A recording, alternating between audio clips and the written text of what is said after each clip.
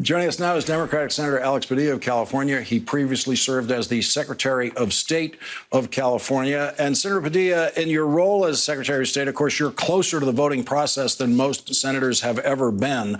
Where do you believe the Senate has to go now? And again, let's be honest about this. This was a show for two Democrats. It was a show for Joe Manchin to prove to him what the Republicans would do. It was a show for Senator Sinema to prove to her what's really happening here. We're going to have another show, apparently, on the John Lewis possibly voting rights bill, where the Republicans will also block that. And apparently sometime after that, Senator Merkley says, then all 50 Democrats will get together and really try to convince these two to come along to change the rule. Well, Lawrence, good to be back with you. First of all, let's talk about what happened today. Was it disappointing? Yes. Was it shocking? No. And it's certainly not over. What we saw today was, the American people saw one party stands up for fundamental voting rights for all Americans, and one is scared of a debate. What are they scared of? And the reason I say it's not shocking, it's, look at how the year started with the deadly insurrection of January 6th, and just a few weeks ago, by not supporting an independent bipartisan commission to get to the root cause of that, Republicans clearly walked away from the notion of a peaceful transition of power, and now they're walking away from our fundamental right to vote. So yes, our democracy is on the line. So the democracy on the line, we all hear the rhetoric coming from the Democrats. We all hear the Senate Democrats saying this will not stand, all that talk. But it all comes down to this rule. Everyone now knows it's down to the rule. It's not down to policy. We get it. It's down to the rule. And we know that there are at least two Democrats standing in the way of changing the Senate rule and reducing that 60-vote threshold down to a majority vote threshold.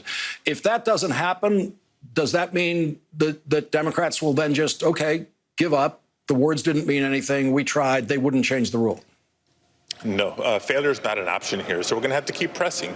And maybe, just maybe, we can move more of my colleagues on the question of the filibuster. If it was up to me, we'd eliminate it, but at least creating a carve-out, an exception for saving our democracy. Look, I got to remain hopeful. Number one, if we were having this conversation a week ago, my colleague, Senator Manchin, wasn't even a yes on this bill, but we rolled up our sleeves, we worked on it, we got him to yes. We got him to yes on this measure. Maybe there's room for movement on the filibuster. The other thing I'd remind us of is, look, giving honor to those who marched, who fought, who died during the Civil Rights Movement for the Civil Rights Act, for the Voting Rights Act. It didn't happen in one attempt, but they kept at it until they got, historic legislation and protections, and we're fighting for those same rights and protections today. So we can't afford to give up just because we came up a few votes short today.